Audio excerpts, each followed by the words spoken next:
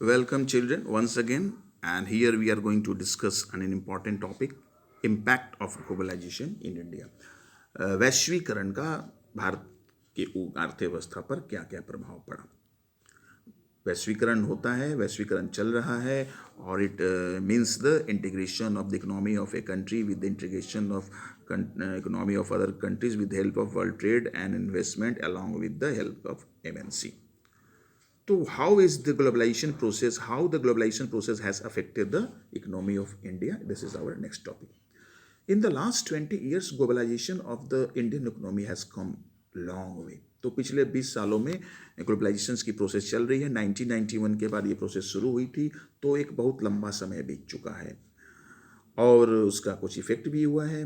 Positive और negative दोनों impact हुए हैं। तो पहले हम लोग देखेंगे क्या पॉजिटिव इम्फेक्ट है फॉर कंज्यूमर के लिए इस ग्लोबलाइजेशन का क्या फायदा हुआ। Globalisation and greater competition among producer both local and foreign producer have been of advantageous to the consumers, particularly the well-off sections in the urban areas.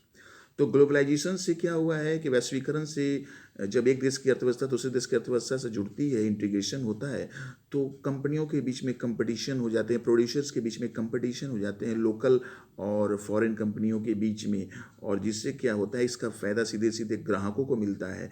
और सभी तरह को ग्राहकों को मिलता है, लेकिन जो कुछ संपन्न तबके के ग्राहक हैं, जो धनी और संपन्न तबके के शहरों में रहने वाले जो ग्राहक हैं, well off section in the urban areas, शहरी क्षेत्रों में धनी तबके के लोग जो हैं, संपन्न तबके के लोगों को ज़्यादा फायदा होता है, क्योंकि ये डिजिटल कैमरा, डिजिटल मतलब मोबाइल, टेलीविज़न, और ये महंगे महंगे मोबाइल्स जो हैं 35,000 40,000, तो इनके बहुत सारी क्वालिटी, बहुत सारे ब्रांड्स और बहुत सारी ऑटोमोबाइल्स, कार 7 लाख 8 लाख 10 लाख की कारें, तो ये तो सब कोई नहीं खरीद सकता है। तो थोड़ा सा वेल ऑफ सेक्शंस कंज्यूमर को फायदा हुआ है। There is a greater choice before these consumers who are now enjoy improved quality and lower prices for several products.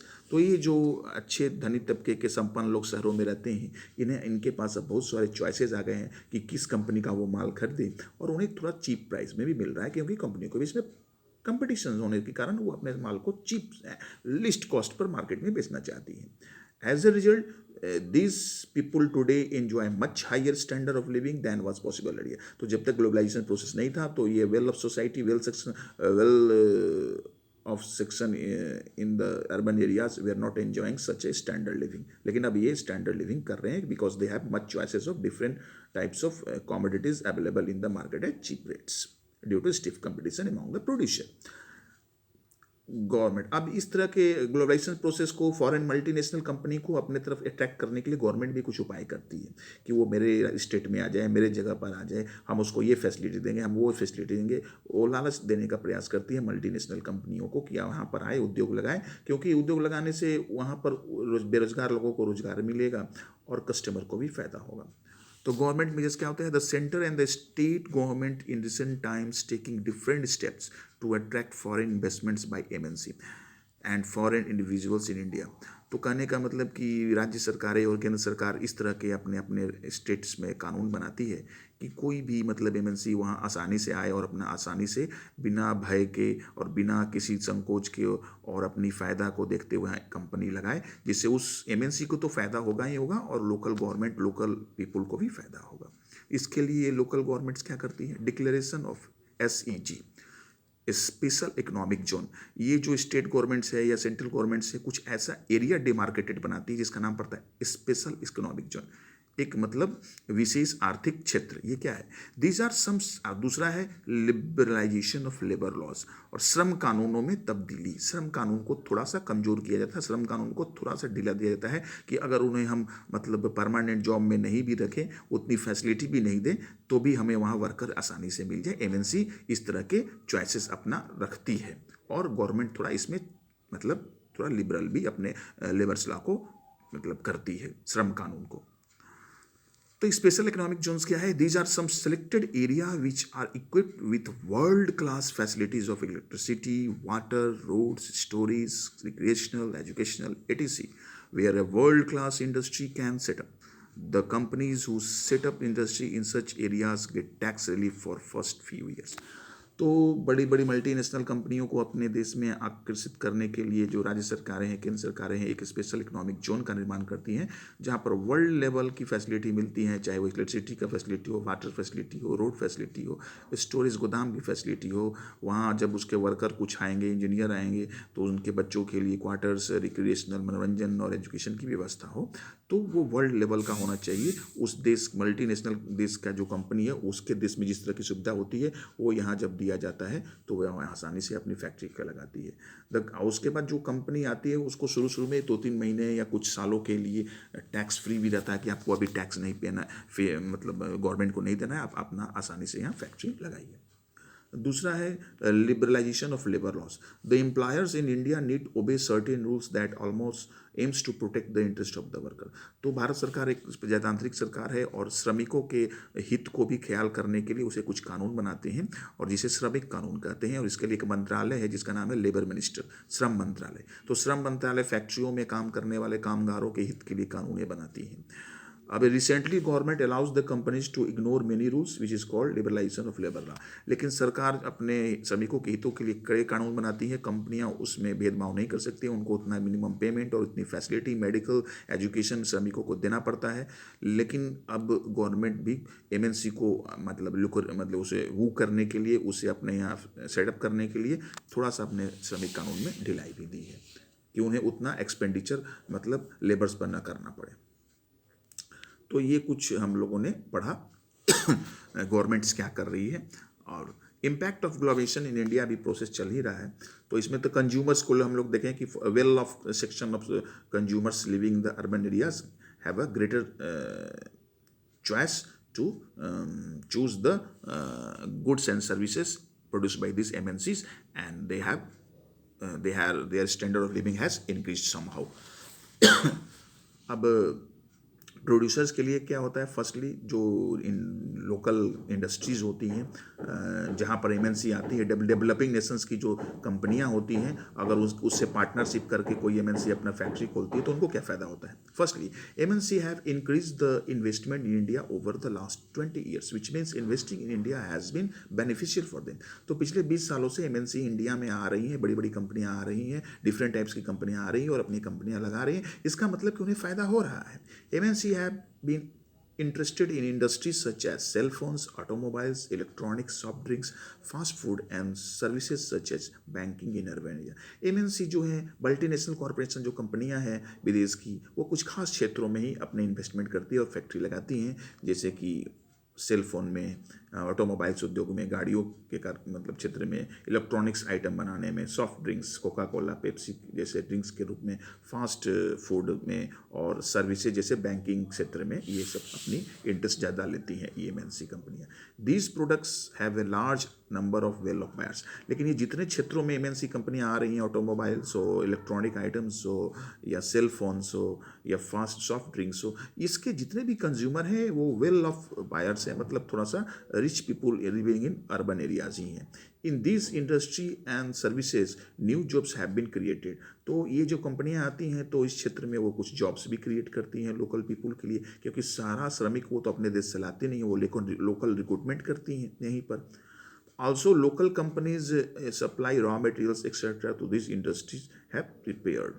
तो अब कहने का मतलब कि प्रोड्यूसर्स को फ़ायदा होता है, लोकल प्रोड्यूसर्स को, कि जब एमएनसी यहाँ आएंगी तो उन्हें कुछ बहुत सारे रॉ मटेरियल्स चाहिए। तो जैसे इंडिया में कोई विदेश की कंपनी आती है तो उस विदेशी कंपनी के लिए रॉ मटेरियल के लिए इंडियन कंपनी सप्लाई कर सकती है, तो लोकल कंपनी को भी फ़ायदा होता है। और कुछ लार्ज नंबर ऑफ जो वेल ऑफ बायर्स हैं सिटीज़ में रहने के वाले, उनको भी फ़ायदा होता है, क्योंकि कुछ खास सेक्टर्स में ये कंपनियां प्रोडक्शन करती है। Secondly, several of the top Indian companies have been able to benefit from the increased competition. They have invested in newer technology and production methods and raises their production standard. Some have gained from successful collaboration with foreign countries. तो जब multinational कंपनियां India में आती हैं तो उससे local company को भी फ़ायदा होता है, क्योंकि अब उनको मार्केट में कंपटीशन मिलता है, तो उस कंपटीशन को झेलने के लिए वो भी अपने प्रोडक्शन का स्टैंडर्ड को बढ़ाती है, वो भी नई नई टेक्नोलॉजी पर पैसा लगाती है और अपना चीप एंड बेस्ट क्वालिटी का गुड्स प्रोड्यूस करना चाहती है। तो इसलिए और या फिर फॉरेन कंपनी के साथ वो कोलैबोरेशन करके इस काम को करती है, तो लोकल कंपनी को भी फ़ायदा होता है इससे। Moreover, collaboration has enabled some large Indian companies to emerge as multinational themselves. कुछ भारतीय कंपनियों को भी मल्टीनेशनल कंपनी बनने में ग्लोबलाइजेशन ने सहयोग किया है। भारत भी अफ्रीकन साइड के कंट्री में या साउथ ईस्ट एशिया के डेवलपिंग नेशंस में, बांग्लादेश हो या आपका मतलब फिलीपींस हो, मलेशिया हो, इधर साउथ ईस्ट एशिया में या फिर अफ्रीकन नेशंस में ये अपने कंपनी के गुड्स को बेचती है। और कुछ कंपनियां भारत की मल्टीनेशनल कंपनियां बन गई हैं ड्यू टू ग्लोबलाइजेशन। इसमें आपका कौन कौन से है, जैसे टाटा मोटर्स है, इन्फोसिस है, रैनबैक्सी है मेडिसिन में, एशियन पेंट्स है पेंट्स में, सुंदरम फास्टेनर्स है नट्स एंड बोल्ट्स में, और some Indian companies which are spreading their operation world wide. Globalization has created new opportunities for companies providing services particularly involved in IT। तो information technology, computer based technology में अब globalisation से काफ़ी नई नई opportunities, नए नए जॉब क्रिएट हुए हैं। The Indian company producing a magazine for the London based company and call centre are some examples. तो अब होता क्या है कि IT सेक्टर में डेवलपमेंट होने से इंडिया में चीप लेबर मिलता है। तो लंदन की किसी कंपनी को अपना मैगजीन छापना है तो वो अपने इंटरनेट के माध्यम से प्रिंटिंग मटेरियल इंडिया में करवा लेगी सब काम चीप लेबर के चलते, और फिर इंटरनेट से उसको अपने लंदन में मंगा लेगी और फिर अपना वहाँ प्रोडक्शन करेगी। तो बहुत सारे कंपनियों का काम इंटरनेट्स के माध्यम से इंडिया में आता है, और इंडिया में कॉल सेंटर में बैठ करके ये लोग मतलब कॉल सेंटर और फिर बहुत सारे ये सब BPO में बैठकर इंडियन मतलब इंजीनियर या इंडियन एम्प्लॉयर इसको करते हैं। वो काम अगर लंदन की कंपनी अपने देश में वर्कर से कराएगी तो उसको ज़्यादा पेमेंट देना पड़ेगा, लेकिन वही काम वो इंडिया में कराएगी तो कम पेमेंट देना पड़ेगा। लेकिन वो इंडिया में अपने काम को करवाएगी कैसे? तो IT सेक्टर में डेवलपमेंट से इससे फायदा हुआ कि वो इंटरनेट के माध्यम से अपना सारा वर्क इंडिया भेज देगी, फिर यहाँ से वो काम सब जब हो जाएगा तो फिर इंटरनेट के माध्यम से वहाँ चला जाएगा। तो इससे भी जैसे कॉल सेंटर है, BPA है, इससे IT सेक्टर में ग्लोबलाइजेशन में नई नई अपॉर्चुनिटी डेवलपिंग नेशंस में क्रिएट हुई है। Besides a host of services such data entry, accounting, administrative task, engineering are now being done cheaply in countries such as India and are exported to the developed countries. तो यही है consultancy का job है ये सब। तो ये सब डाटा एंट्री का काम, अकाउंटेंसी का काम, इंजीनियरिंग का काम, मतलब ग्राफिक्स का काम, ये सब कंप्यूटर बेस्ड जितने वर्क हैं वो सब वो विदेश से आते हैं इंटरनेट के माध्यम से, और यहाँ से इंडिया से करके भेज दिया जाता है क्योंकि इंडिया में चीप लेबर है। तो ग्लोबलाइजेशन से ये सब फायदा हुआ है। पॉजिटिव इम्पैक्ट इन ब्रीफ, तो ये क्या क्या फ़ायदे हुए हैं? Better quality products for consumer at lower prices, मतलब कंज्यूमर को सस्ते दर पर अच्छी क्वालिटी की चीज़ें मिलती हैं ग्लोबलाइजेशन से। वर्ल्ड वाइडर चॉइस, अब कस्टमर के पास बहुत सारे आइटमों में से कुछ चुनने का चॉइस भी हो जाता है, बहुत सारी कंपनियां रहती हैं। World wide market for Indian producer, globalisation से इंडियन कंपनियों को भी विदेशों में अपना माल बेचने का सुविधा मिलता है। हेल्प्स इन कैपिटल फॉर्मेशन, पूंजी बनाने में मदद मिलती है। एम्प्लॉयमेंट आउटसाइड इंडिया, एम्प्लॉयमेंट जो है अपॉर्चुनिटी मिलती है इंडिया के बाहर भी जब इंडिया की कंपनी जाती है। और access to better technology, local कंपनियों को कोलैबोरेशन करने से अच्छी अच्छी टेक्नोलॉजी मिलती है। तो इस तरह से ये सब कुछ पॉजिटिव इम्पैक्ट है। अब नेगेटिव इम्पैक्ट हम लोग नेक्स्ट में देखेंगे। ओके।